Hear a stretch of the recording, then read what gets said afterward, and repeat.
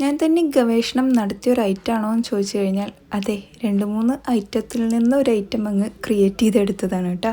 ഒരു 1/4 ഭാഗം തക്കാളി, 1/4 ഭാഗം വലിയ ഉള്ളി, ഇഞ്ചി, വെളുത്തുള്ളി, പിന്നെ ഒരു 5-6 പച്ചമുളക് ചേർത്ത് കൊടുക്കുന്നുണ്ട്.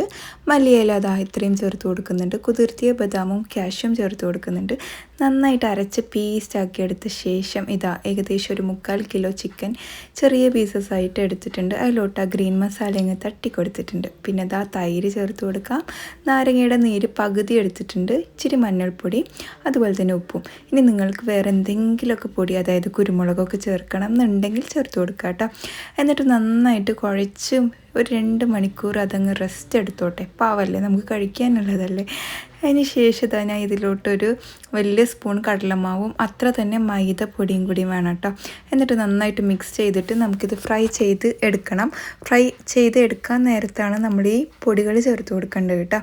അപ്പോൾ ഇതാ പകുതി ഇട്ട് കൊടുത്തിട്ടുണ്ട്. മീഡിയം ടു ലോ ഫ്ലെയിമിലാണ് നമ്മളിത് കുക്ക് ചെയ്തിട്ട് എടുക്കേണ്ടത്. ഇതിൻ്റെ മസാലയൊന്നും പോവാണ്ട് നോക്കണം കേട്ടോ, എന്നാലേ ഇതിൻ്റെ ടേസ്റ്റ് കംപ്ലീറ്റ് ആയിട്ട് കിട്ടുള്ളൂ. ഒരു സ്നാക്കായിട്ടൊക്കെ നമുക്കിത് യൂസ് ചെയ്യാം കേട്ടോ. അപ്പോൾ പച്ചമുളകും കറിവേപ്പിലയും കൂടി ഇട്ട് കൊടുത്ത് നന്നായി ഫ്രൈ ആക്കി എടുത്തിട്ടുണ്ട്. നല്ല മുഞ്ചുണ്ടല്ലേ കാണാൻ വേണ്ടിയിട്ട്. അതേപോലെ തന്നെ അധികം സ്പൈസി ഒന്നും ഇഷ്ടപ്പെടാത്തവർക്ക് നല്ല ഒരു ഓപ്ഷനാണ്. ട്രൈ ചെയ്തിട്ട് ഫീഡ്ബാക്ക് അറിയിക്കുക. ഇഷ്ടപ്പെട്ടാൽ സേവ് ചെയ്യുക.